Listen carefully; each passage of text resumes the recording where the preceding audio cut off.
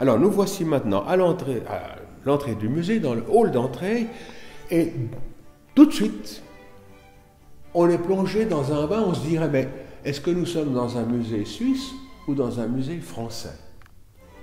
Eh bien, cela, c'est pour nous mettre dans le bain immédiatement en nous rappelant que la grande émigration militaire des Suisses s'est faite principalement au bénéfice de la France, puisque en l'espace de 350 ans, la Suisse a fourni au Royaume de France, à la Révolution française et au Premier Empire, plus de 1 million de soldats.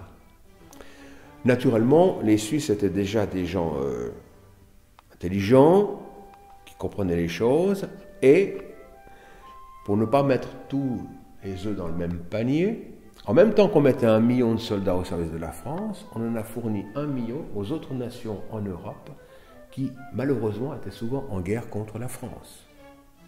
Et du fait du serment des Suisses, de ces régiments suisses qui étaient honneur et fidélité, les Suisses restaient fidèles à leur serment et, sur les champs de bataille, allaient se rencontrer et se massacrer pour leur service, pour leur serment. Alors on voit tout de suite ici dans l'entrée une très belle bannière d'un de ces grands régiments suisses, c'est le régiment de Tscharner, barré de la croix suisse, flammé aux couleurs du colonel propriétaire de son régiment et aux armes de la République de Berne.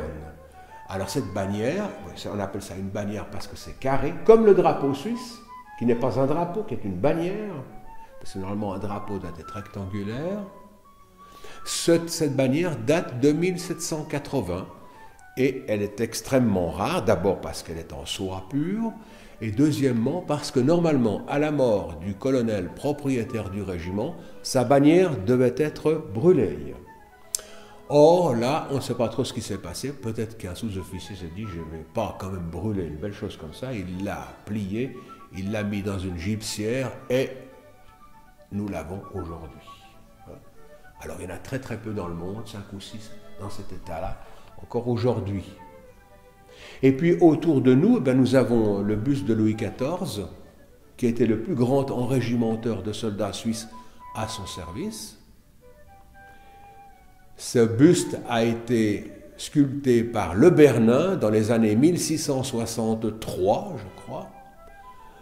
À ce moment-là, le roi était en train, il est jeune, hein, il a une vingtaine d'années, il est en train d'envisager de moderniser son château, le Louvre, et il demande au plus grand architecte de cette époque, Le Bernin, de lui faire des plans pour donc réaménager le Louvre.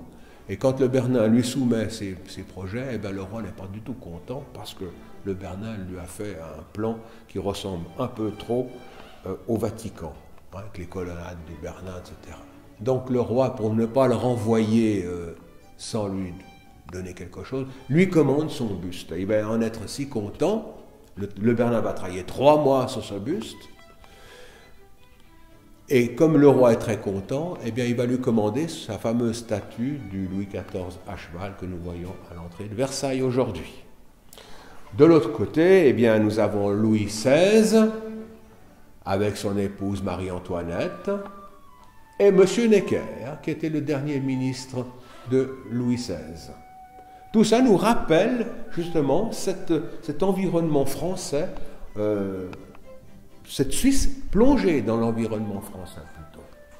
Et puis nous avons un joli paysage de François Didet qui nous montre la vue que les gens avaient depuis la terrasse du château, de notre château, qui nous montre le lac Léman, je ne dirais pas le lac de Genève, le lac Léman, avec les montagnes. Naturellement, le peintre, là, a tout ramené dans une seule image, en fait, et on voit tout un panorama que si nous allons sur la terrasse, nous ne voyons plus tout à fait comme ça aujourd'hui, puisque la campagne qui est autour du château a été plantée il y a environ 130-140 ans à peu près. On y voit le petit château de Progny-la-Tour qui aujourd'hui abrite la résidence d'Italie auprès des organisations internationales. Voilà pour cette salle.